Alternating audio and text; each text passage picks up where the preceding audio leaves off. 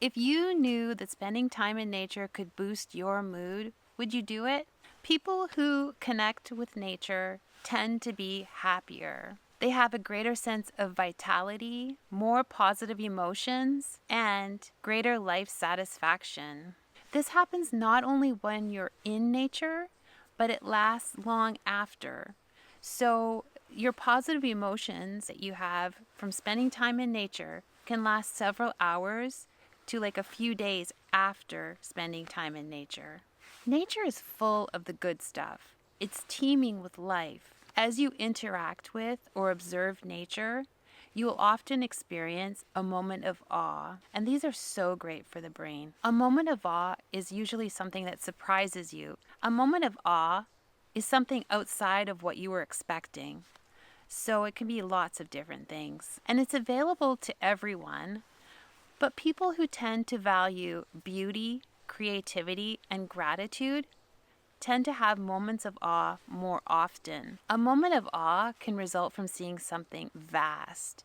So maybe a beautiful view, maybe a large canopy of trees above you. It can happen also when viewing something small. So perhaps noticing a bee land on a flower, that can elicit a moment of awe. It can happen when viewing something unusual. So maybe you come across a mushroom that you've never seen before. It can happen when witnessing strong virtues. So for example, one day I noticed a cardinal couple feeding each other sunflower seeds. And I had never seen that before. It was just the sweetest thing to see their love, for each other and care for each other. And I didn't know that they cared for each other in that way. That was a moment of awe.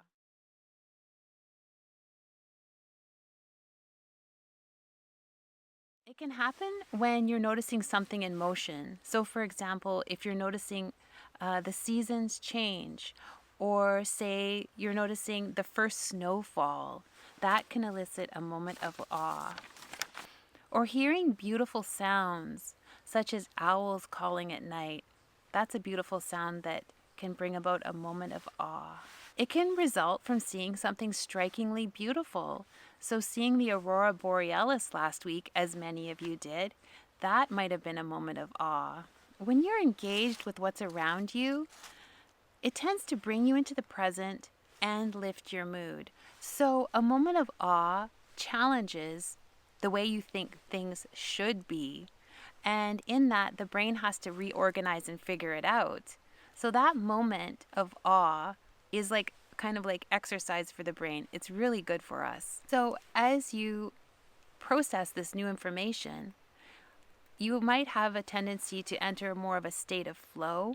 And in this moment, you may feel a sense of connection to everything around you. You might have a sense that you have more time. And not only that, but you're able to think critically and creatively more than before the moment of awe. It really encourages curiosity. And what's really interesting about a moment of awe is that it makes you aware that you are in a larger context. It makes you aware of the community around you. People who experience moments of awe tend to be more kind and generous towards others in their community. So that's cool. Not only that, but it decreases materialism. And I think that might be because you're engaged with what's around you. You're not worrying about what you could have because you have so much around you. If you do happen to experience a moment of awe, just go with it. It's good for your brain. It's good for you, your happiness. And then also it's good for your community. Nature offers less of what we don't want. So typically in green spaces, there's less air pollution and less noise.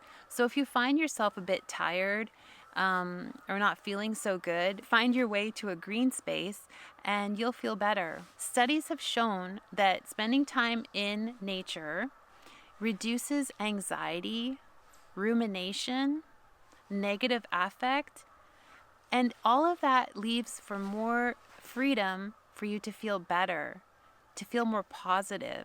If you're on a mission to boost your happiness, I have a couple other suggestions. Gratitude is associated with greater happiness. So I find that gratitude is a bit of a natural progression after a moment of awe, and it makes me grateful for being in nature. And it can make you grateful for maybe, the things in your life that are really awesome. It doesn't have to be a big thing, it can be something small. So maybe your cats are happy, or your pets are happy, or maybe, the light is very beautiful, or there's lots of ferns before you and you think that those are very beautiful. You can be grateful for all sorts of things. What I like to do is just take a moment when I'm in nature and offer gratitude for the things that are going great in my life. Another way to increase happiness while spending time in nature is to observe animals. I love watching squirrels dart about in the trees, and watching them jump is always really impressive and cool and usually makes me laugh. So, observing animals is a great way to boost happiness. And similarly, I like to watch insects too. And I think about their life, at a smaller scale than mine. And it's just fascinating. It makes me happy. Walking your pet can obviously add to happiness.